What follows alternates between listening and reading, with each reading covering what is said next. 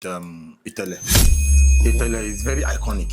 Sure. You know, there is no how you are going to tell the story of Nollywood, Yoruba, without mentioning Itele, because Itele has done some great things in the industry. Yeah. He's a producer of note. This guy actually, Itele is a person, many iconic. Me, it's okay, Itele the icon. Toman pe Itele the icon.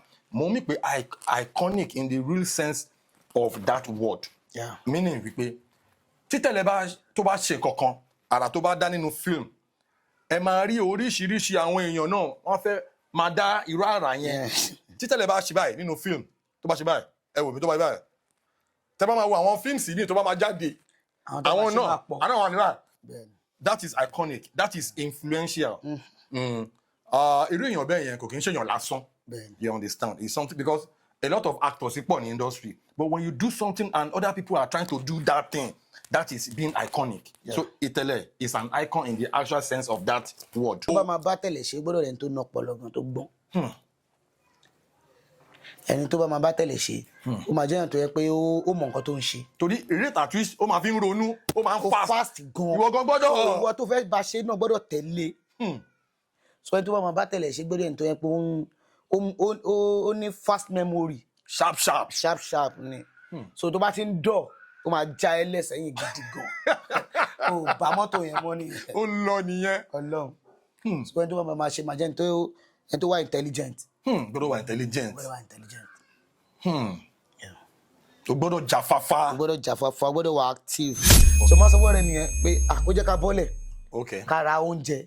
Àdẹ̀sọ́wọ́ ni máa rán pé ẹ̀gbọ́n afẹ́sáyé ra oúnjẹ ń bí o. Ẹ̀gbọ́n mi asọdá, òjò dẹ̀ ń rọ̀. Òjò ń rán fún wẹ́nẹ́wẹ́nẹ́. Ẹ̀gbọ́n mi asọdá, ara oúnjẹ, apadà, àbámárúwà àti jẹnẹrétọ̀ wọn. Subhanallah. Daddy. Rafiu báwo ni? Mo wà okay sir. Ẹgbẹ́jọ́ mẹ́ta sir. Yóò wá pàdé ṣọ́ wa dáadáa. Mo wà pa sir daddy. Daddy mo wà ní program kan ni, sọ wá ní kí n pè celebrity tí n bá mọ̀ tó jẹ́ àwọn daddy wa. So wá ní daddy mi kan tí mo lè pè ní Ọ̀gá Bello. Ìgbà tí mo ti ń pè tí ẹ ti tètè gbé kọ́, so mo ti rò pé kíni bọ̀ ìgbà tí wàá pè mí padà báyìí mo appreciate bó mo ṣe wà lórí program yẹn sir. Okay, very good. Ẹ ra sir. Ṣàlàfíà ni. Alhamdulillah sir. Ẹ kí àwọn ará ilé wọn gbóhùn yín. Mo kí gbogbo ara lé o. Ṣé dáadáa lẹ́wà o? Torí dáadáa làwọn náà wà ọpẹ́ ní fọ́lọ́run. Alhamdulillah. Daddy ẹ ṣé gan sir. Ẹ ṣé gan sir. Ẹ ṣé sir. So you're welcome to another interesting edition of Unscripted with Jeff Owolewa. On the show today, it's going to be very, very deep because we're going to touch on some topic, on some issues that people do not like to talk about in the industry. I have one of the biggest production managers in the game beside me today. I'm telling you, it's going to be very, very wow. Join me as I welcome Mr. Rafiu Afolabi. You're welcome to the show. Thank you, my brother. Ẹ kí àwọn ará ilé kẹ́ dárúkọ yín fún wọn. Mo kí gbogbo ẹ̀yin ará ilé lọ́kùnrin lóbìnrin lọ́mọdé lágbà. Orúkọ mi kò yí padà, Rafiu Afolabi. Okay. Gẹ́gẹ́ bí mo ṣe sọ lẹ́ẹ̀kan, tí ẹ bá wojú wọn, ọ̀pọ̀lọpọ̀ lè máa mọ̀ wọ́n, but he is a production manager. Tó bá ń ka production manager nínú industry wa yìí, kẹ́ tó ka méjì, mẹ́ta, mẹ́rin, márùn-ún, mo mọ̀ pé máa dọ́dọ̀ Rafiu Afolabi. Then fún àwọn tí wọ́n mọ iṣẹ́ production manager ni àwọn tí wọ́n máa ń pè ní PM. Àwọn ló máa ń oversee bí gbogbo production, bí filmmaking, gbogbo àwọn films tẹ́ ń wò nílé, bó ṣe máa lọ, bó ṣe máa yọrí sí rere, bó ṣe máa di nǹkan tẹ́ máa gbélé wò. Lára àwọn iṣẹ́ wọn, òun ni Kesari, àwọn ló PM Kesari, àwọn ló PM Lucifer, àwọn ló PM Koleoso, àti bẹ́ẹ̀ bẹ́ẹ̀. Ẹ jẹ́ kí n fi wọ́n lẹ́ẹ̀kan fẹnu ara wọn sọ torí ẹnu oníkan láti máa ń gbọ́ pọ̀. Àwọn films wo lẹ lè rántí tó jẹ́ pé blockbusters tó jẹ́ pé ẹ̀yin lẹ PM ẹ̀ sọ fún àwọn ará ilé ká tó bẹ̀rẹ̀ ìwọ́dún ètò. Olóòtú ó pọ̀. Màá kọ́ sọ díẹ̀. Okay. A sọ díẹ̀. Yeah, mo ti bá so many producers ṣiṣẹ́. Mo dẹ̀ ti bá many directors ṣiṣẹ́. So iṣẹ́ tí wọ́n ní àkín rírà lásán. Ìrà tá a bá máa rè ó gbọ́dọ̀ ní bó ṣe máa ó gbọ́dọ̀ heavy. Ọlọ́run so bẹ́ẹ̀ ṣe sọ èmi mo manage Kesari, okay, èmi mo manage Lucifer, okay, èmi mo manage Koleoso, okay, so èmi mo manage Carnival oní fíìmù ọ̀gá mi kan Tunde Usman Okele, okay, èmi mo manage okay.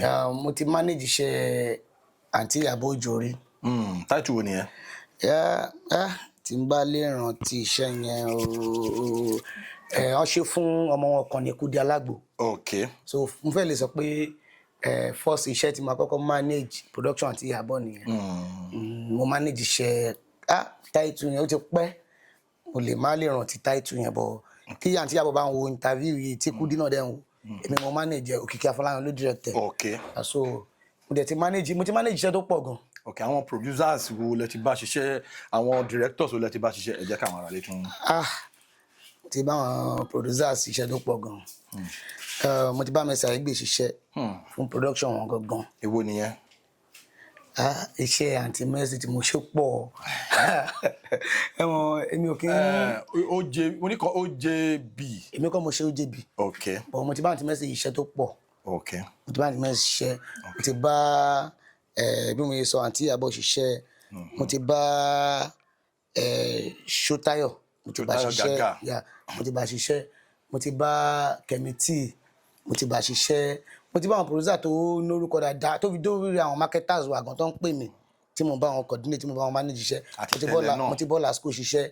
Mo ti bá Adekas ṣiṣẹ́. Mo ti bá corporate ṣiṣẹ́. So mo ti bá iWaves nígbà yẹn. Mo ti bá iWaves ṣiṣẹ́. Mo ti bá Isolac ṣiṣẹ́. Toy Mass. So mo ti ṣe àwọn èèyàn tó. Ti dárúkọ Ìtẹ̀lẹ̀ o. Mo ti bá Tẹ̀lẹ̀ ṣiṣẹ́ dáadáa tó pọ̀ gan. Okay, ká má bá ọ̀pọ̀ lọ sí ilé olóró ká tẹ̀síwájú. Ẹ má jẹ́ ká bá ọ̀pọ̀ lọ sí ilé olóró àmọ́ ká tó tẹ̀síwájú ẹ jẹ́ kí a tiẹ̀ mọ̀ background yín, ibo ló bí yín sí, ibo lẹ dàgbà sí. Nídìí iṣẹ́ fíìmù yìí gbà wo lẹ bẹ̀rẹ̀, ta ló ga yín, báwo ló ṣe di pé ẹ ṣe from pé mo fẹ́ ṣe fíìmù tẹ wá end up sí production manager, báwo ló ṣe jẹ́ ẹ sọ̀rọ̀ àjò yẹn fún àwọn aráalé. Orúkọ ọ̀gá mi gangan tí mo kọ́ṣẹ́ lọ́dọ̀ Táíwò Balógun. Okay. Wọ́n máa ń pè wọ́n ní Bàbá Bógan. Bàbá Bógan. Táíwò Balógun. So ìjọ yẹn mo wà nílé lọ́dọ̀ popsi mi, mo ṣe wà lọ́dọ̀ popsi mi. So mo wà nílé ni woman kọ́kọ́ wà àwọn onífíìmù kan wà níbi kan ń bẹ̀ yẹn tó ń ṣe rehearsal o. So bọ̀ àwọn onífíìmù mo dẹ̀ ti ní passion fún iṣẹ́ yẹn tẹ́lẹ̀. Okay. Tí mo fẹ́ ṣe bọ̀dá mi ní tí màá ti parí secondary school. Ẹ lè darapọ̀ mọ́ wọn. Mi lè lọ ṣe. So dáàdi mi jẹ́ èèyàn tó close mọ́ Fálà. Okay, Baba Fálà. Yeah, Monsuru Obadina. So ọjọ́ ń ṣe torí dáàdi mi my dad is a politician. Okay. Politician dáàdi mi. So àwọn àti Fálà 1 or 2 so wọ́n fi níbi kọ̀ọ̀kan náà tó fi jọ ń wà yàtọ̀ sí movie industry tí Fálà ń ṣe. Okay. So dáàdi mi wá ní máa rí tó bá ti parí secondary school ẹ̀ máa mú ẹ lọ sọ́dọ̀ Fálà. So ìjọ tí woman yẹn wá dé níbọ̀ wá ní woman yẹn tó wá dé tó wá sọ èmi kọ́ gbéra ń tèmi ni èmi kọ́ lọ síbi tí ń ṣe rehearsal yẹn ṣáà débẹ̀ tí mo yẹ débẹ̀ mo rí ẹni tó jẹ́ ọ̀gá wọn gbà yẹn that is Táíwò Balógun. Okay. Tí àwọn èèyàn máa ń pè ní Bàbá Bógan. So mo wá rántí pé ń gbà yẹn ìjọ tí mo kọ́kọ́ lọ mo rí àǹtí Folúkẹ́ Dáramọ́lá níbẹ̀ ní rehearsal ground yẹn kò ṣe ń pọ́ wá sí rehearsal bọ̀ ìgbà tí mo wá find out mo wá ní pé ẹni tó padà jọ́gà tèmi yẹn wọn ló máa ń kọ script. Okay. Fáwọn èèyàn. Wọ́n máa ń kọ script fún àwọn èèyàn so fún Folúkẹ́ Dáramọ́lá nígbà yẹn so n ṣáà sọ fún wọn pé n fẹ́ join film àṣà ni iye báyìí la máa san iye báyìí la máa ṣe so báyìí darapọ̀ nìyẹn. Okay, ìgbà tẹ́ darapọ̀ yẹn mo mọ̀ pé kò kí n ṣe pé bóyá mo fẹ́ join àwọn tó ń ṣe film láti lọ máa ṣe PM ẹ fẹ́ join wa láti lọ máa ṣe film. n fẹ́ act ń tèmi ni. Báwo ni ìrìn àjò production management yẹn ṣe wá bẹ̀rẹ̀? Okay, so ngbà tí a join àti bẹ̀rẹ̀ à ń ṣe rehearsal ṣe gbàṣà o mi kọ́kọ́ bẹ̀rẹ̀ pẹ̀lú production manager as crew. Okay. Mo bẹ̀rẹ̀ pẹ̀lú writing man kọ script. Okay. Bàbá ìgbà yẹn mo lè kọ script 4 lédè. Bí ti báwo? No ẹ máa kọ story mẹ́rin script mẹ́rin báyìí. bẹ́ẹ̀ni Wow. mo lè kọ script mẹ́rin léde ń gbà yẹn nítorí pé gbà yẹn wọn tí many people ti deep lórí lines lórí dialogue synopsis nìkan la kò máa ń kọ sin 1 to end. Yeah. Ó ti yé mi. Àwọn akọ situation. A máa kọ situation ni. So ti yé situation la máa kọ wa máa details ẹ̀. Ó ti yé mi. tó máa lè tá bá fẹ́ shoot tó máa lè yé director tá bá gbé fún. So nítorí pé ọ̀gá mi jẹ́ ẹ má gbàgbé mo sọ pé ọ̀gá mi script writer ni so ibi tí mo ti bẹ̀rẹ̀ nìyẹn. So ìgbà yẹn wá di pé a ti ń ṣiṣẹ́ mọ̀ àgbàdo láwà. Ó ti di pé a ti ń mọ àwọn ọ̀gá wa Ibrahim Yekeen Itele àti mọ àwọn ọ̀gá wa Wasiu Adeyanju. So àwa àti mọ àwọn ọ̀gá wa Austin Manuel nígbà yẹn àwọn Madam Sherry àwọn máa ń produce dáadáa. So wá di pé tí Tele bá fẹ́ kọ script wọn wọ́n máa pè mí. Wọ́n máa pè mí mo máa lọ àwọn lọ́nà idea àwọn lọ́nà everything but èmi máa bá wọn jot. Ẹ̀yin lè máa write ẹ̀ sílẹ̀ but ọ̀gá wa oníṣẹ́ ni tí ó máa ń kọ́ idea sọnù tèmi bá ti débẹ̀ ó máa sọ story yẹn. So any idea little idea pé àwọn ṣe ń kọ́ṣẹ́ any little idea tá a bá fi sí wọ́n máa accept ẹ̀ tó bá jẹ́ nǹkan tó make sense. So bá ṣe bẹ̀rẹ̀ nìyẹn. So ń gbà tá a dẹ̀ ṣe yẹn títí àwọn pé kí la tó fẹ́ ṣe báyìí o dàpọ̀ máa tún tẹ̀síwájú la fi bẹ̀rẹ̀ production manager. Okay, bàtà bẹ̀rẹ̀ ṣe production manager yẹn mo fẹ́ gbé ọ̀rọ̀ kan wọlé ni but máa gbé sí ìpele méjì. Let me start with Itele. Itele is very iconic. Sure. You know, there is no how you are going to tell the story of Nollywood, Yoruba, without mentioning Itele because Itele has done some great things in the industry. He's a producer of note. This guy actually, Itele is a person, many iconic. Me, so Itele the icon. Toman pe Itele the icon. Mo mi pe iconic in the real sense of that word. Meaning wípé tí Itele bá tó bá ṣe kankan, ara tó bá dá nínú film, ẹ máa rí oríṣiríṣi àwọn èèyàn náà wọ́n fẹ́ máa dá irú àrà yẹn. Tí Itele bá ṣe báyìí nínú film, tó bá ṣe báyìí, ẹ wò mí tó bá báyìí. Tẹ́ bá máa wo àwọn films yìí tó bá máa jáde. Àwọn náà, àná wà nílá. That is iconic. That is influential. Irú èèyàn bẹ́ẹ̀ yẹn kò kí ń ṣèyàn lásán. You understand? It's something because a lot of actors pọ̀ ní industry. But when you do something and other people are trying to do that thing, that is being iconic. So Itele is an icon in the actual sense of that word. Now, irú èèyàn bẹ́ẹ̀ yẹn láti achieve nǹkan tó ń ṣe right from the days of Ẹkùn Mẹ́ta. Lọ sí Kesari kíkan mọ́ àwọn tó lọ sí Lucifer àwọn films yìí they are very influential they are very iconic. Kí ni working experience yìí pẹ̀lú Itele? Ẹ ṣe working experience mi sí Itele ó lọ fún àgàn. Àwọn gbọ́n wo àwọn challenges ẹni tó bá máa bá Tele ṣe gbọ́dọ̀ ẹni tó ná ọpọlọ gan tó gbọ́n. Ẹni tó bá máa bá Tele ṣe ó máa jẹ́ ẹni tó yẹ pé ó mọ nǹkan tó ń ṣe. Torí rate at which ó máa fi ń ronú ó máa ń fast gan. Ìwọ gan gbọ́dọ̀. Ìwọ tó fẹ́ bá ṣe náà gbọ́dọ̀ tẹ̀lé. So ẹni tó bá máa bá Tele ṣe gbọ́dọ̀ ẹni tó yẹ pé ó ní fast memory. Sharp ni. So tó bá ti ń dọ̀ ó máa já ẹ lẹ́sẹ̀yìn gidi gan. Ó bá mọ́tò yẹn mọ́ nìyẹn. Ó lọ nìyẹn. Ọlọ́run. So ẹni tó bá máa ṣe máa jẹ́ ẹni tó wà intelligent. Gbọ́dọ̀ wà intelligent. Gbọ́dọ̀ wà intelligent. O gbọ́dọ̀ jáfáfá. O gbọ́dọ̀ jáfáfá, o gbọ́dọ̀ wà active. A lot of times tá bá wá sórí set Itele, someone like me, tí ẹ bá ti ń ṣiṣẹ́, mo fẹ́ relate bàtà ń ya Return of Kesari. Okay. Ní Vatican ní Korodu. Bàtà ń ya iṣẹ́ yẹn, tí Itele bá ti ń ṣe iṣẹ́, being the lead role, being the director on that set. Ẹ̀yin tẹ́ wá jẹ́ production manager yìí, gẹ́gẹ́ bẹ́ẹ̀ sọ pé ẹ gbọ́dọ̀ jáfáfá torí pace tó fi ń ṣiṣẹ́ work rate fast gan so gbọ́dọ̀ catch up. Now, tábà tí wọ́n ń ṣiṣẹ́ lọ lórí set yẹn, máa ń notice pé èdè ẹ̀yin àti Itele máa ń yéra yín dédé pé kí Itele bá kàn wò báyìí, ẹ̀yin ti mọ nǹkan tó mean. Tó máa ní sí ìbáyìí náà fẹ́ yà, ẹ lè rẹpẹtẹ lórí set Itele. Tó bá sọ pé alpha kò ní kàn pariwo. Mo rí pé connection ẹ̀ méjèèjì chemistry yín ó tally. Débi pé ìgbà míì gan kò ń sọ̀rọ̀ ẹ̀yin ti mọ nursing ẹ ti mọ bẹ́ẹ̀ ṣe fẹ́ yà gbà àwọn èèyàn ti wà lórí set títí ní pé o ti ready we are good gbà ó máa wá ẹ ní gbọ́ pín títí ẹ̀ máa fi lọ ní gbọ́ ariwo báwo ni ẹ ṣe ń ṣe báwo ni synergy yẹn báwo ló ṣe di pé tó bá kàn ṣe ojú báyìí ẹ ti mọ nǹkan tó mean kí báwo ló ṣe di pé connection yín wá that deep.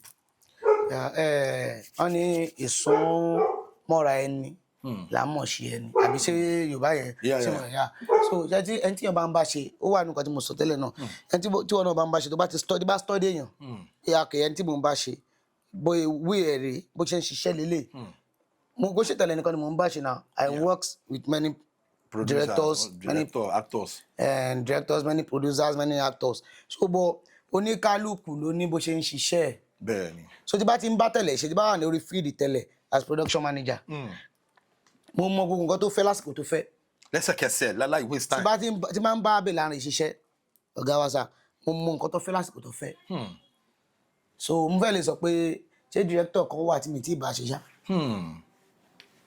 so ní industry so mo mọ nǹkan tó oníkálùkù fẹ́ lásìkò tó fẹ́ àṣemí náà tí mi dẹjọ́ mọ́ ọ̀lẹ tí mi yọ ọ̀lẹ tí mo dẹ̀ mọ nǹkan tí mò ń ṣe. torí ọ̀rọ̀ film production a lot of people wọ́n á kàn jókòó wọ́n á wo fíìmù wa láàrin ìṣẹ́jú wákàtí méjì wọ́n ti wo fíìmù tán fíìmù mi ọ̀sẹ̀ kan a sì wà lóko tá à ń yà fíìmù mi oṣù kan a sì wà lóko tá à ń yà then before kó tó di pé oko yẹn wáyé oríṣiríṣi preparations tẹ́ máa pe artist tẹ́ máa ṣe gbá tẹ́ máa arrange oríṣiríṣi pre-production là ń pè pre-production ẹ máa tún lọ ṣe location raking ẹ máa ṣe oríṣiríṣi kó tó di pé ẹ ṣẹ̀ṣẹ̀ máa bẹ̀rẹ̀ sí ní ṣiṣẹ́ yẹn as a production manager àwọn ìpèníjà wo àwọn challenges wo lè máa ń face ẹ ṣe ẹ one or two pẹ̀lú wa. ẹ̀gbọ́n mi mo ti face challenges tó pọ̀. ẹ ṣe ẹ one or two pẹ̀lú wa tẹ́lẹ̀ gbàgbé mọ́ ẹ máa pé ọmọ mi ní gbàgbé ìṣẹ̀lẹ̀ yìí mọ́ láyé ẹ fún wa ní one or two. ok ẹ jẹ́ n sọ kọ́kọ́ fún yín. ok so lẹ́yìn ìgbà tá ti ń ta ìṣẹ̀ bẹ̀rẹ̀ tá ti ń lórúkọ. ok so ìmọ̀ àti ọmọ ìyá mi kan tájọ kọ́ṣẹ́ lọ́dọ̀ ọ̀gá mi. ok a náà fẹ́ produce movie pé káwọn náà tiẹ̀ lè ṣe kan. kẹ́ ṣe kan. so wọ́n pe ọ̀rẹ́ mi yẹn ní Ọlábánjí Ọlárẹ̀wájú. ok tí gbogbo yẹn mọ̀ sí Olùkọ̀tàn. Olùkọ̀tàn ok. so àjọsọ pa fẹ́ ṣiṣẹ́ ok àti kọ́kọ́ jọ produce kan tá a ti parí ẹ̀ so n wá meet èèyàn kan gbà yẹn ok tẹ́ni yẹn ní change lọ́wọ́ wà ní ká produce fún un ok so mi lè gbàgbé táìtì movie yẹn Fìtílà Ẹ̀mí. Fìtílà Ẹ̀mí kí ló ṣẹlẹ̀ lórí ata fún native marketer ní Ìdúmọ̀tà láyé Ìdúmọ̀tà bẹ́ẹ̀ni so àwọn shoot last day tá fẹ́ parí iṣẹ́ mo gba location boss as production manager ẹni tí mo gba location boss lọ́wọ́ ẹ̀ ó ní òun níṣẹ́ ní àárọ̀ last day wa. àárọ̀ last day. yes ẹ̀rẹ̀ gbọ́dọ̀ ká ṣe lo boss di alẹ́ but kò sọ fún wa before kémi tó book. so bàtà tí wọ́n shoot lọ́wọ́ náà òun ní iṣẹ́ o kò sí wàhálà a máa ṣàmù within area yẹn wà láti fẹ́ shoot and a dẹ̀ ń shoot ní vicinity mi tó jáde bó ti pop sí mi kọ́lé tí mò ń gbé ní àti shoot so mo wá rántí pé ó wá kú bí 2 scenes tá fẹ́ lọ yà lóòótẹ́ so mo wá ní ó wá ní ọ̀rẹ́ mi kan tí bá ń shoot ládùúgbò máa wá ń bá mi kò ń ṣó ní fíìmù àjọṣe kékeré ni tó máa wá ń bá mi so akọ̀lọ́ ọjọ́ yẹn àdẹ̀gbé mo wá pé márúwá àwa gbé generator sínú márúwá àwa ń gbé lọ sóòtẹ́ kalẹ̀ lọ́yà 2 scenes tó kù fún Médé àti Dàmọ́lá Látúnjí ní lead actor wa ń gbà yẹn tá a lò ní movie yẹn so pàṣẹ wá dé a máa ń pè bẹ́ẹ̀ ní Dálémọ̀ kò ní Dálémọ̀ Ṣàngó Dálémọ̀ Alákùkọ so ó ní woman kan tó ń jẹ opposite hòtẹ́ẹ̀lì yẹn opposite Dálémọ̀ inú junction bus stop ní Dálémọ̀ yẹn opposite woman kan ta oúnjẹ ń tà màlàtà gbẹ so máa sọ fún ọ̀rẹ́ mi yẹn pé kó jẹ́ ká bọ́lẹ̀ ká ra oúnjẹ àdẹ̀sọ́wọ́ ní máa rán pé ẹ̀gbọ́n afẹ́sáyé ra oúnjẹ ń bí o ẹ̀gbọ́n mi asọ̀dá òjò dẹ̀ ń rọ̀ òjò dẹ̀ ń ra ń fún wẹ́nẹ́wẹ́nẹ́ ẹ̀gbọ́n mi asọ̀dá ara oúnjẹ apadà àbámárúwá àti jẹnẹrétọ̀ mọ̀. Subhanallah onímárúwá ti ru jẹnẹrétọ̀ lọ. ẹ̀gbọ́n mi ó sáàdì gan. jẹnẹrétọ̀ tẹ lọ rẹ́ǹtì. jẹnẹrétọ̀ ta lọ rẹ́ǹtì. kò dẹ́ sí jẹnẹrétọ̀ kékeré la fi ń yà àwọn fíìmù wa. bá ṣe wọ́ nìyẹn sà. bá lè ṣe wá yanjú ẹ̀. àṣà odijọ́ kejì èmi ò lè yọjú torí mi náà gba jẹnẹrétọ̀ èmi ò lè yọjú bí sá sọ fọ́rẹ́ mi báyìí lọ nìyẹn ìyàwó ẹni tó ní jẹnẹrétọ̀ ìjọ́ kejì yẹn la mọ̀ pọ́lọ́pàá ní ìyàwó ẹ̀ ló kó ọba police station ló bá tán. wọ́n ṣe lọ báyọ̀ kan láwọn mọ́lé àwọn méjì kan lọ. àwọn tó ń yọjú ọ̀rẹ́ yín tí ò ń ṣe onífíìmù. olùkọ̀tàn ok olùkọ̀tàn. àmì ìjà kó ní fíìmù tiẹ̀ yọjú rárá olùkọ̀tàn àti èèyàn mi kan tó jó ní fíìmù. ok ọkọ̀ gbá àwọn mọ́sẹ̀l ló kó ọba police station láti Mao junction. lórí wọn lọ sóko ọba. alákòókò police station wọn àbẹ wọn gbé wa dúró. bọ ibẹ̀ yẹn ni ọkọ ẹni yẹn wà. ibẹ̀ yẹn ni ìyàwó ẹ̀ wà. ok so ọṣà tí wọ́n mọ́lé. wọ́n ti wọ́n mọ́ lọ́nà tí bá àfi tèmi tí mo gbà. ẹ̀yin ẹ máa yọjú. so ṣá odijọ́ kejì ẹ mọ̀ nǹkan ọ̀dẹ̀ tí èrè báyìí nígbà yẹn àṣẹ ń bẹ̀rù ọlọ́pàá bẹ̀rù gbogbo ẹ̀ mo ṣàṣọ ń pọ̀ sí mi wọn ní kó sọ àlà àmà débẹ̀ náà ni mo ṣe débẹ̀ adébẹ̀ ǹjọ́ Thursday. ẹ dé station. Wednesday ni kíní yẹn ṣẹlẹ̀ no Tuesday ló ṣẹlẹ̀ Wednesday ni ọlọ tó tí wọn mọ́lé èmi wà lọ ní Thursday. bó ṣe débẹ̀ wọ́n release àwọn ọ̀rẹ́ mi yẹn gbà yẹn. ẹni tó wá gba generator yìí on bail ok. so ọyẹ sọ̀hún pọ̀ sí mi pọ̀ máa. tẹ̀yìn mọ́lé ní ṣàgbà information ọtí mi mọ́lé. ẹ̀gbọ́n bá ṣe wọ̀ ọ́ nìyẹn ó ní generator bá náà sẹ́yìn generator láti UK ni generator tó ti gbó. mi fẹ́ máa rántí story oní fíìmù ni ẹni tó ní generator yẹn náà. àwọn èèyàn tó wà lágbàdo ti bá dárúkọ ẹni ẹ̀bọ̀n mi ní dárúkọ ẹ̀. oní fíìmù lẹni tó ní ìyàwó ẹ̀ ọlọ́pàá ni. a máa rókì lọ́kàn ẹni yẹn. tó bá ṣe mi ìrọ̀pọ̀ ṣiṣẹ́ ìmọ̀ṣá tó bá come across fídíò yìí báwo lẹ ṣe wá yanjú ẹ̀. wọn náà fẹ́ gbowó ni so ìjọ yẹn ẹ̀kọ́ tí bá tún gbé yín padà sí ibi tí a ti bẹ̀rẹ̀ mo sọ pé politician ni popsi mi. ok so popsi mi wá pe chairman local government yẹn. ok so yẹn wá pe DPO dẹ̀ sí ń sit obìnrin ní DPO wọ́n ń gbà yẹn. ok DPO sí ń sit bàṣà ṣèyànjọ bọ̀ mo padà sanwó generator wọn fún wọn bọ̀ a sanwó ìyàtọ̀ rẹ̀ pọ̀ wọn máa fi jẹ mí a padà jẹ ìyá yẹn tó nǹkan tó expect tó plan bọ̀ wá padà ìyànjọ ẹ̀ tó dẹ̀ gba owó wọn tó pè. iṣẹ́ fíìmù yìí ó ní agbára o. ó sáàdì gan. kéèyàn lọ yá generator kí bòun ní márùwà yẹn ní àyà o. ó gbé lọ dé níyẹn ẹ̀gbọ́n mi. ó gbé lọ tèfètèfè. ọ̀rọ̀ burúkú tóun tẹ̀rín. ó gbé lọ. ok ẹ jẹ́ ká tẹ̀síwájú a ti ń padà bọ̀ lórí àwọn challenges torí as a production manager there are a lot of challenges tí ẹ máa ń face torí àwọn actors wa míì ìṣọwọ́ tó máa fi ń treat àwọn crew especially àwọn PM ojú PM tí ẹ máa ń rí kí òjò rọ ná kórùn yẹn rọ kó máa ran iná báyìí production manager gbọ́dọ̀ lọ jókòó síbi kan o ó gbọ́dọ̀ make sure pé production yẹn ń lọ up and running now another person tí ẹ dárúkọ lára àwọn alálùbáríkà ńláńlá tẹ́ ti bá ṣiṣẹ́ tẹ́ máa ń bá ṣiṣẹ́ Kemi T wà ní ara wọn.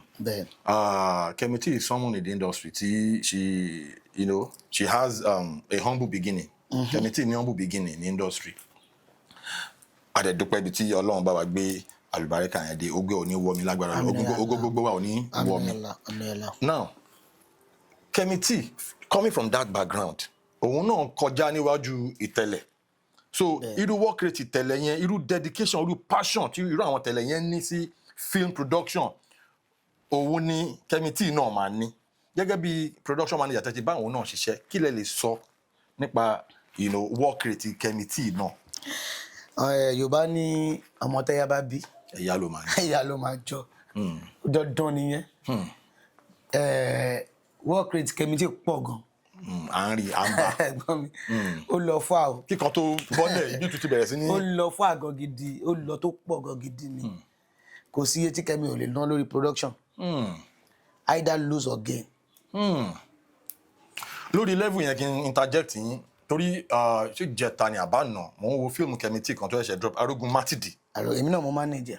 mo mọ̀ pé yẹn lẹ manage wọn ni mo ṣe fẹ́ sọ́nsìn fíìmù yẹn àwo fíìmù yẹn dé level kan ìyàwó mi tajọ́ wo fíìmù ẹni fíìmù yìí Netflix náà ya fíìmù yìí fún o cinema náà yà fún pé àwọn stars ńláńlá as in costume locations ọ̀nà pé Abẹ́òkúta lẹ ti ya fíìmù yẹn àwa ń wo fíìmù yẹn dé level kan ìyàwó mi ní fíìmù yìí cinema náà yà fún o kó tó di pé wọ́n gbé wá YouTube o èmi náà wá wò lóòótọ́ pé a rí Lateef nínú fíìmù yẹn, Dìgbòlùjà wà ń bẹ̀, Ìtẹ̀lẹ̀ wà ń bẹ̀, Ọdúnládé Adékọ́lá wà ń bẹ̀, àwọn stars ńláńlá wà ń bẹ̀, Ògbólúkẹ́ wà ń bẹ̀. Wọ́n ní kí báwo lẹ ṣe gẹ́gẹ́ bẹ ṣe sọ́nsìn pé win or lose.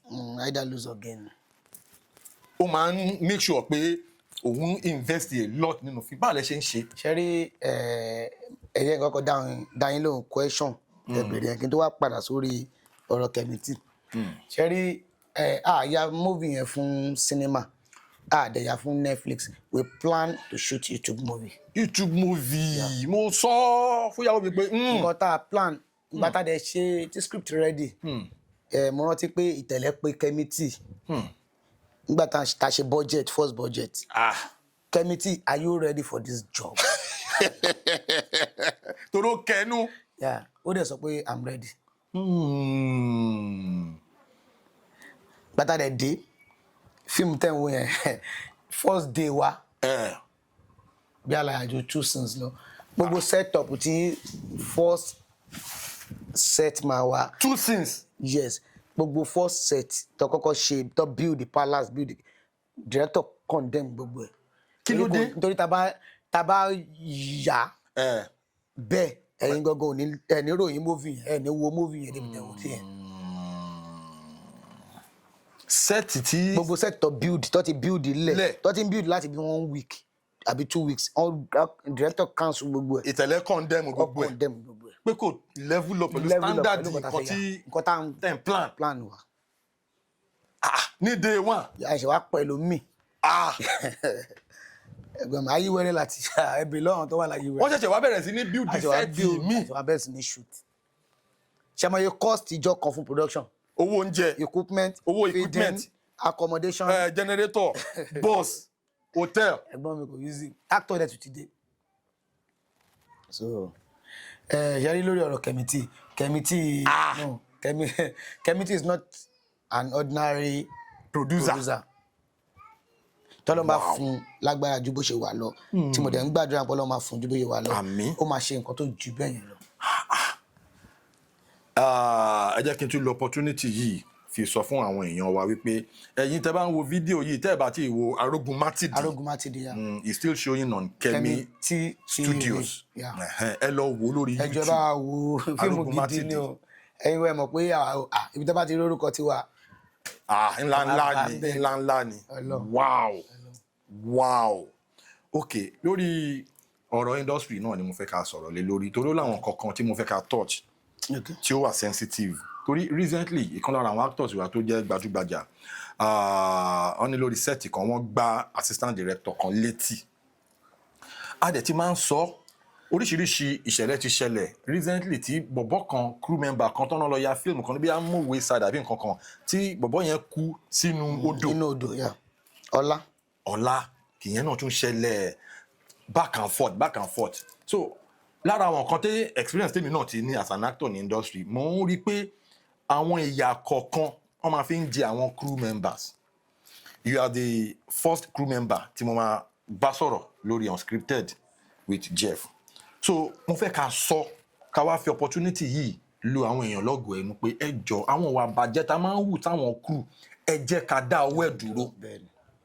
Ó bẹ̀rẹ̀ láti ibi kí actor tán pè kó dórí set kó wá feel pé àwọn crew yẹn ọmọ ọ̀dọ̀ òun ló jẹ́. Crew members are not your mates. Wọn kì í ṣe ọmọ ọ̀dọ̀ ẹ. If you feel you are an A-list actor ó wá dórí set ó wá ń feel pé makeup artist yẹn wá lọ bá mi ra àmàlà wá ń bẹ̀ yẹn they are not your mates. Àwọn ìwà jákujàku ìwà tí ó wà professional ẹ má máa jẹ́ ká máa ṣe mọ́. Ọwọ́ ìbàjẹ́ ká máa fojú wo hey you come here. Bọ́n ṣe pé crew member yẹn lọ́n ṣe pè wọ́n náà wá sórí set yẹn no matter your list ikú bí A àbí G ò bá wà ní Z wọ́n ló mọ̀.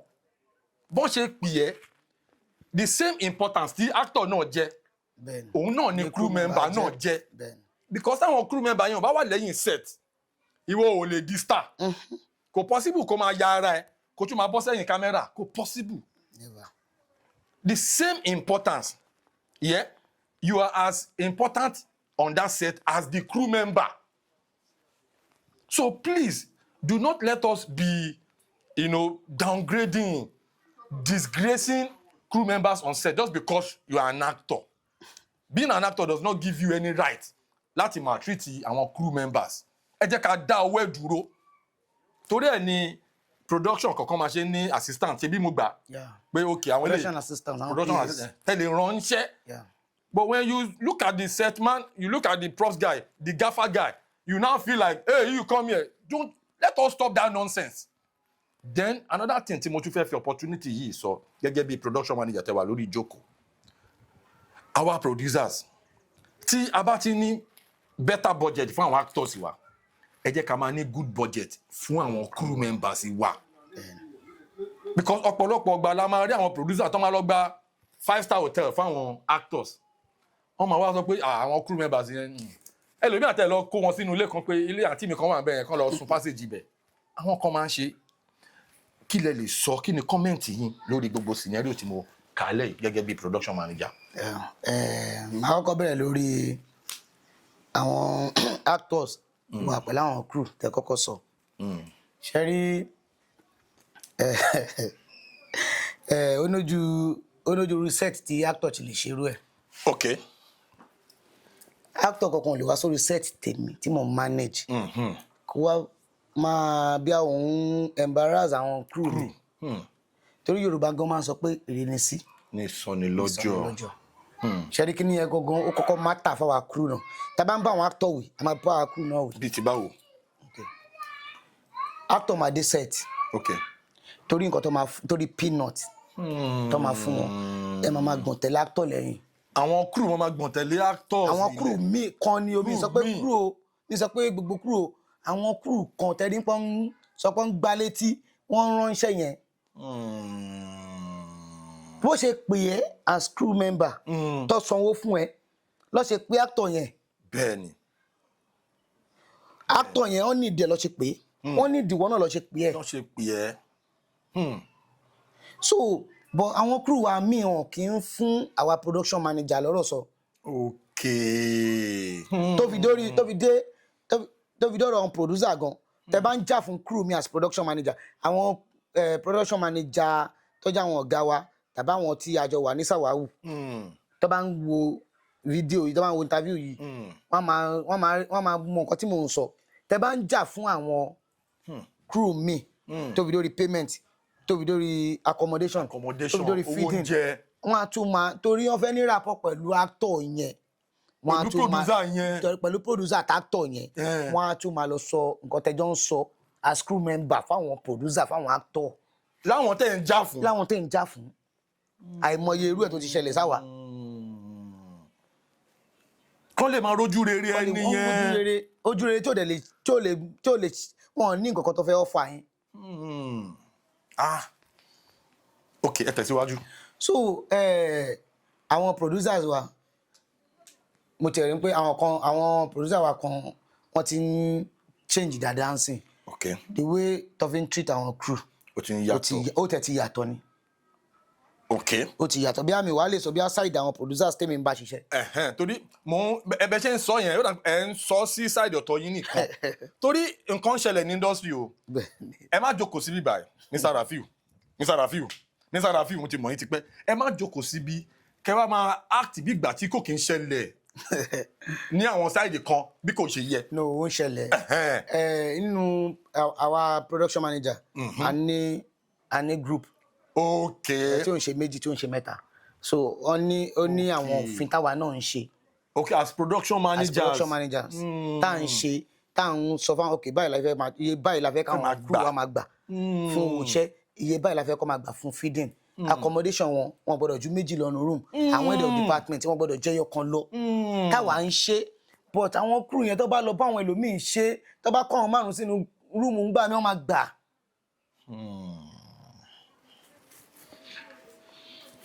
So ti yé yín. We are getting somewhere. So àwọn people àwọn crew wa yàwá ta jẹ́ ara wa igogun a ní láti bára wa sọ̀rọ̀. A ní láti kóra wa ní ìjánu. Each department, production manager, makeup artist, art department, àwọn DOPs wa, àwọn content manager, AD, gbogbo wọn bẹ́ẹ̀ agbóni láti bára wa sọ̀rọ̀. Oníkálùkù ló ní group. Ká má máa ṣe àtẹnu. ẹlòmíì nítorí pé ó fẹ́ rójú rere pẹ̀lú producer tí crew ẹgbẹ́ bàbá ṣe meeting lọ́bàjọ́ ṣe meeting pé wọ́n dìlé owó oúnjẹ wa ẹ má ẹ̀ka shoot ẹ jẹ́ ká dúró lọ́jọ́ kejì wọn tí tá bá gba owó oúnjẹ wa. ibi tẹ́ ti ń ṣe meeting yẹn làwọn ẹlòmíì tí wọ́n máa ṣáàtì producer nǹkan tẹ́ ń sọ. wọ́n tún ti ń ṣe meeting o. ó ti yé mi. so báwo lẹ fẹ́ kó wá tò. ó máa hard. àwọn dẹ̀ ló ń fìyà jẹra àwọn tó dé àwọn department kan wà tí yà ò ní jẹ. ẹ jẹ́ ká kúrò ń bẹ̀ àwọn department kan wà ní movie industry ní fìdí wáyé inú crew tí wọ́n pé tí wọ́n bá ń kéde crew wọ́n máa gbá wọn ẹ̀ bí àwọn department wo. ọjọ́ mi ní sá. ok torí reason tí mo ṣe ń try láti sọ ni pé daddy man sọ pé opportunity is an opportunity. Okay. An opportunity comes but once. Yeah. So èmi máa ń love kí n lo platform mi láti fi ṣe àwọn changes kọ̀ọ̀kan kùdìẹ̀kùdìẹ̀ kọ̀ọ̀kan nínú industry torí àwọn videos wa yìí àwọn èèyàn máa ń wò ó gan. So a lot of times tá bá ṣe videos I don't do interviews we have conversations bá ṣe ránṣọ yìí náà la ṣe máa ń sọ a máa wá ń sọ pé ok torí ẹlòmíì ó lè má ṣe nǹkan kan tí ò dáa ẹlòmíì ò ní mọ̀ pé nǹkan tó ń ṣe yẹn kò dáa tó bá wá ń sọ fún wọn ni ok mi mọ̀ kébé tí mo páàkì mọ́tò sí yẹn mo ti blọ́ọ̀kì ẹnu ọ̀nà èèyàn kan ó lè máa mọ̀ but when you tell that kind of person wọn ni ok next time máa páàkì mọ́tò máa páàkì ẹ̀sà pa bíbá so mi ní disturb ó máa ń ṣẹlẹ̀ bẹ́ẹ̀ so when we say all of these things kí in development industry kó lè wáyé òun náà la ṣe ń sọ so gẹ́gẹ́ bí ọ̀rọ̀ crew tá à ń bá lọ mo ṣe ń sọ̀rọ̀ because we are going to be the first crew member tí mo máa bá sọ̀rọ̀ lórí ètò so now lórí ọ̀rọ̀ crew yẹn náà ni as a production manager mo ti wà ní location tí production manager mi lọ kanlẹ̀kùn actor pé hello sir hello ma ẹ change fún next set tí actor yẹn dẹ̀ máa wash down tó máa embarrass tó máa bá production manager yẹn sọ̀rọ̀ bí ìgbà tó yẹ pé kò kí ń ṣèyàn kí ló mí ẹlòmíì báyìí production manager á jùlọ o kò ní respect ẹ wọ́n dẹ̀ máa respect ìwọ tó ló ti jẹ́ actor jẹ́ producer dẹ̀ máa sá lọ àwọn kúrò dẹ̀ tí gbọ́ àwọn kúrò dẹ̀ tí gbowó ṣé encounter irú kan bẹ́ẹ̀ yẹn rí tó ló máa ń ṣẹlẹ̀ dáadáa láwọn táìmù kan. ṣẹwárí ó ní àwọn kankan tó ṣẹlẹ̀ sáwọn èèyàn rí industry tí ò tí ní production team tí ò tí ṣẹlẹ̀ sí mi rí o.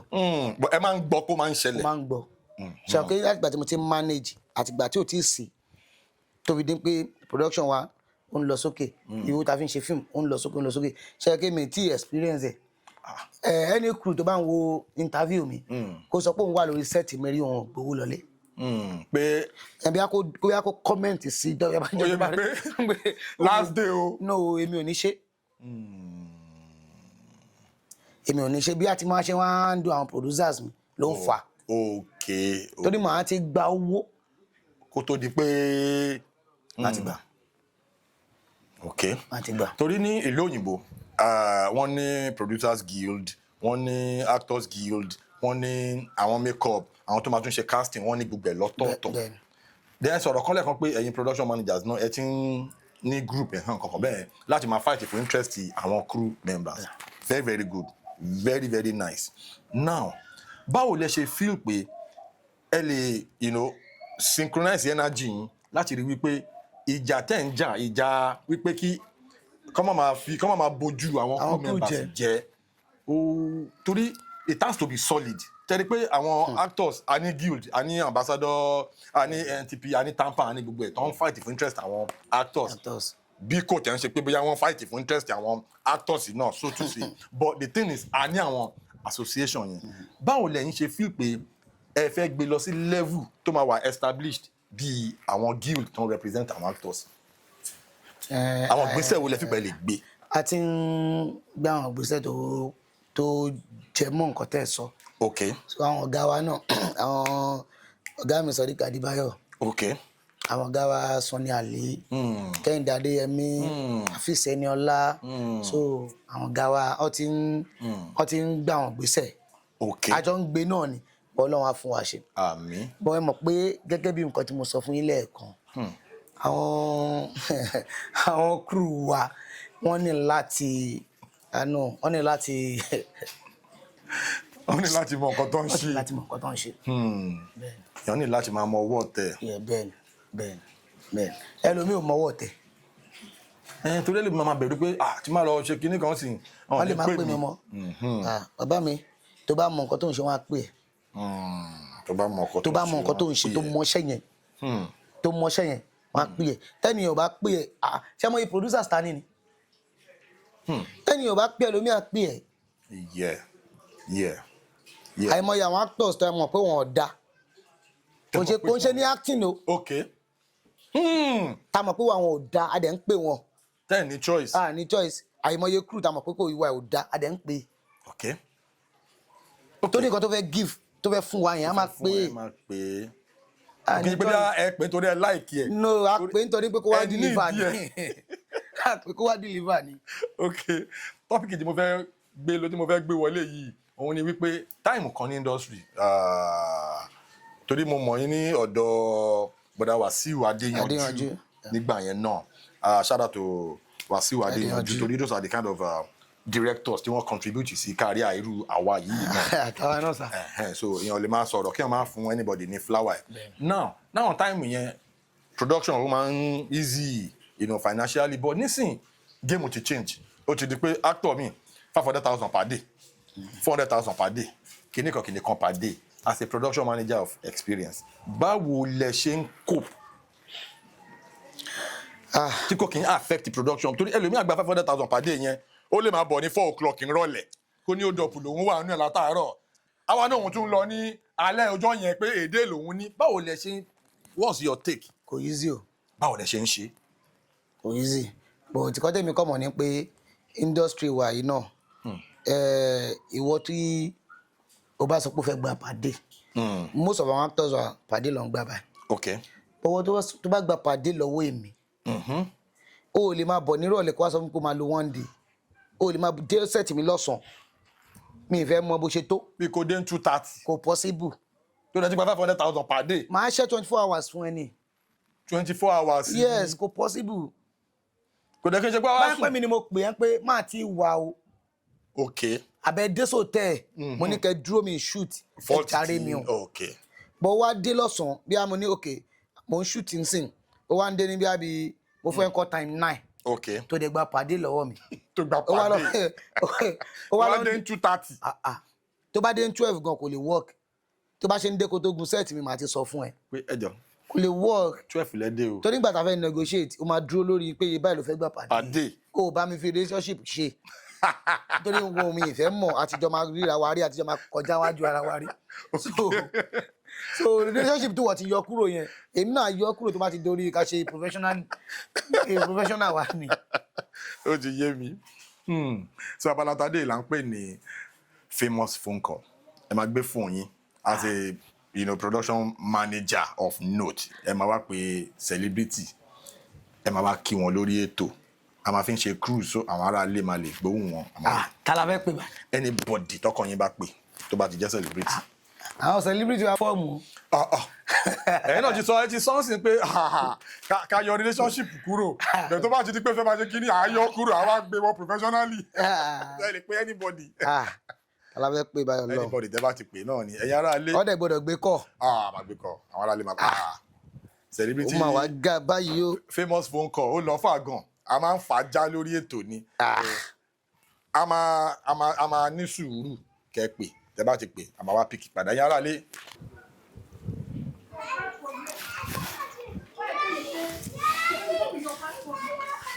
ẹ̀yin tí wà nílé ẹ wá nǹkan fìdílé a sì wà ń bí Unscripted with Jeff Owolewa náà ṣe ni àlejò wa ògbóǹtarìgì production manager ní wọ́n ní industry wọ́n ti wá ń pe gbajúgbajà fún wa lórí ètò. ẹjọ́ ń tẹ̀lé ọlọ́run bá mi wò ẹ dẹ̀ mọ̀ pé a lè fún yín lófo. bẹ́ẹ̀ni bẹ́ẹ̀ni social media ni. Rafiu Afolabi Ọláwálé on Facebook. Rafiu Afolabi 01 on Instagram. Rafiu Afolabi 01 on TikTok. Ní Snap Rafiu Afolabi. On Snap. ẹ rí pé ó ti lọ fà bẹ́ẹ̀ yẹn náà last question ká wrap it up èdè náà fẹ́ máa lọlé ẹ sọ̀rọ̀ Austin Emmanuel lẹ́ẹ̀kan pé ara wọn ọ̀gá wa Austin Emmanuel lágbàdo ẹ sọ̀rọ̀ briefly lórí ẹ̀ eré èèyàn tó jẹ́ as a producer as an actor gẹ́gẹ́ bí ẹ ti tẹ́tí mọ̀ wọ́n ní àwọn ìgbà kan ẹ kàn sọ briefly. Austin Manuel ọ̀gá wa ni wọ́n gbà yẹn ọ̀gá wa ni wọ́n so mi ìdẹ̀rù pọ̀ ṣe àìdá sí mi rí àti ríra ti pẹ́ o so gbọ̀ngbà níwọ̀nba àgbà tá fi jọ wà wọn ṣe búburú sí mi ọ̀dà àmọ́mọ́ tó ń gbà yẹn náà àwọn kan tí mo lè sọ ń pa wọn náà ni. so ààrí jù báyìí lọ lórí ètò lénìí Mr. Rafiu Afolabi wọ́n ti bá wa sọ̀rọ̀ oríṣiríṣi ọ̀rọ̀ wọ́n ti bá wa sọ then kí n tó wrap it up kí n tó draw cutting yẹn our producers our filmmakers ẹ jẹ́ kí a máa pọ́n àwọn crew members wálé bí a ṣe máa ń pọ́n àwọn actors wálé bẹ́ẹ̀ ni torí pé tí kò bá sí crew members kò sí fíìmù kò sí o ìwọ tó dẹ̀ jẹ́ star náà wọ́n lè mọ̀ ẹ́ táwọn crew bá yá ẹ̀. ẹ mọ iye actors táwa ti lò gbó ni. tó ti wá tó ti lọ tó ti wá tó ti lọ tó ti wá tó ti lọ so ọba kan ò lólé ayé gbó kí ẹ máa ṣe bí ìgbà tẹ́ pé òun ni demigod no ẹ jọ̀ọ́ ẹ jẹ́ ká máa pọ́n wọn lé ẹ má jẹ́ ká máa rí àwọn crew members ẹ máa ní ace alaba mi ra àwọn àlàwà ń bẹ̀ ẹ má jẹ́ ká máa ṣe bẹ́ẹ̀ then fún àwọn crew members náà. advice tèmi máa fún àwọn crew members wa náà ni pé ẹ jọ̀ọ́ nítorí Ọlọ́run ẹ jẹ́ ká mọ̀ ń bá ara wa bó ṣe ń fi owó pa àwọn actors yìí ló ṣe ń fowó pa àwọn crew náà ẹ jọ̀ọ́ má torí ń pò ń wojú rere actor kó máa lọ bá crew member ẹgbẹ́ ẹ jẹ́ má torí ń pò ń wojú rere actor kó máa lọ personality ẹ lọ́dọ̀ actor àwọn actor ò lè wo àwọn actor ń pọ́nra wọn lé ẹ káwọn náà máa pọ́nra wa lé ẹ jọ̀ọ́ nítorí Ọlọ́run advice ti máa fún wa nìyẹn o lóòótọ́ àwọn ló ń wò àwọn làwọn audience ń mọ̀ jù bọ̀ àwa náà ẹ má jẹ́ kí n tàn yán tí mọ̀ wá àti mo travel mọ̀ pọ̀ mọ̀ wá o so ẹ jọ̀ọ́ nítorí ẹ fún wa ní experience ní Egypt tẹ lọ recently ó lọ fà. Egypt ẹ má yẹ ká tún padà sáré bẹ́ẹ̀ náà ti bẹ́ẹ̀ round up. Unscripted ni a lè bẹ̀rẹ̀ láti bẹ̀rẹ̀ a lè bẹ̀rẹ̀ látàrin a lè lọ bẹ̀rẹ̀ láti ìgbẹ̀yìn. Experience Egypt yẹn alhamdulillah. wọ́n káwọn mẹ́ta fàbílẹ̀ wọlé. ó ti yé mi àwọn tí kò yé kò yé. mi ò lè sọ̀rọ̀ Egypt kí n má dárúkọ ọ̀gá mi Babatunde Usman Okele. àwọn lọ ní slot. slot wọn ni. ẹni pàjọ lọ ni pẹ̀lú baba Lálùdé because òun kọ̀ wá lọ́dọ̀ wọn jọ yẹn náà kan ẹnìkan máa ń pè mí láti Egypt kìnìkan ọ̀gá báwo lè máa jẹ́ ó yá ẹ̀yin kan ṣe físà fáwa náà wọ́n dẹ̀ bẹ̀ nìyẹn sọ̀rọ̀ ṣe mọ̀ pé nítorí pé nìyẹn nídìí wọn tó bá sọ fún pé àwọn fẹ́ kọ́ máa ṣe ọ̀dẹ̀ ní ìtàlẹ̀ nìyẹn bọ́lá ń pè nǹkan táwa náà fan base díẹ̀ táwa náà ti ní sọ́dẹ̀ fẹ́ nìyẹn ní Instagram handle mi ó dẹ̀ lọ wò ó gba gbogbo kíní mi ó dẹ̀ lọ wò ó dẹ̀ bá ń bẹ̀ ó dẹ̀ rí pé ó wọ̀nà. ó wọ̀nà Rafiu Afolabi ó ṣáná. ó dẹ̀ ní ká submit a dẹ̀ submit ọlọ́ndẹ̀ ṣe kọ́lọ́n bá mi kẹ́ ẹ̀gbọ́n mi yẹn náà Alara Film Heritage ní Egypt Cairo a máa ń pè wọ́n ní surplus. Shout out to Alara Film Heritage. Shout out to surplus films. God bless. And shout out to Okele. Torí pé àwọn ọ̀gá mi tó bá ti dókè báyìí wọ́n máa ń yẹ ládàá ni àwọn ọmọ wọn tó bá ti níbo bẹ́ẹ̀ ṣe sọ fún wọn yẹn akàn ni mo ti gbọ́ ni wọ́n yà blessed ọ̀nà bòmí so shout out to Okele. Kò kí n ṣe gbogbo ẹni tó bá ga ló máa fẹ́ kẹ́lòmíì náà ga bó ṣe rí nìyẹn so ẹ̀yin tí wà nílé as we come to the end of the show ẹ kí wọn ẹ káwọn fans yín. mo kí ẹ̀yin fans wa ní ọkùnrin lóbìnrin lọ́mọdé lára àwọn ọ̀gá mi tí mo ti pè tẹ́lẹ̀ ṣe máa fún mi láyè láti receive kan ẹ receive ọ̀gá Bello àwọn ni first celebrity tí mo kọ́. ọ̀ya ẹ pè ẹ pìkẹ́ ro. Daddy. Rafiu báwo ni. mo wà ókè sá ẹgbẹ́jọ́ mẹ́ta sá. kí àwọn pàdé ṣọ́ wa dáadáa. mo wà pa sá dáàdi mo wà ní program kan ní sọ wá ní kí n pè celebrity tí n bá mọ̀ tó jẹ́ àwọn dáàdi wa so wá ní dáàdi mi kan tí mo lè pè ní ọ̀gá Bello gbogbo àti mo ti ń pè yín tí ẹ ti tètè gbé kọ́ so mo ti rò pé kíní bọ̀ gbà tẹ́ wá pè mí padà báyìí mo appreciate bọ́ mo ṣe wà lórí program yẹn sá. ẹ ra sá. Ṣàlàfíà ni. Alihamdulilayi sá ẹ kí àwọn ará ilé wọn ń gbóhùn yín. mo kí gbogbo ará lé o ṣé dáadáa lẹ wà o torí dáadáa làwọn náà wà ọpẹ́ ní fọ́lọ́run. Alhamdulilayi. Daddy ẹ ṣé gan sá. ẹ ṣé gan sá. ẹ ṣé sá. Thank you so much sir. Thank you sir. Yes, sir. Yes, sir. Ẹ̀yin ará lé ẹ rí i pé a tún ti fà á já Unscripted lètò sẹ́ẹ̀ cruise wa ó pọ̀ gan àlejò wa ti pé gbajúgbajà bàbá gbajúgbajà ọ̀gá Bello bàbá Adébáyọ̀ Sàlámì lálejò wa pé ṣe ni pé ẹja ńlá ni àwọn wa padà gbé lódò ẹ ṣé gan thank you so much shout out to ọ̀gá Bello shout out to Femi Adebayo because those are icons of our industry and shout out to Itele The icon. Yeah, the icon. Jeff MC aka Tony Montana. Ẹ̀yin tí wà nílé, if you are watching this program, tẹ́ bá mọ̀ pé ẹ ti subscribe, ẹ jọ̀ọ́ ẹ lọ bá wa subscribe. Ẹ jọ̀ọ́ bá wa subscribe ẹ jọ̀ọ́. Ẹ bá wa tẹ̀, Kò easy o. ẹ bá wa tẹ̀, kẹ̀dẹ̀ bá wa drop our comments yẹn. God bless you for watching. God bless you for dropping those comments. Hala. Thank you.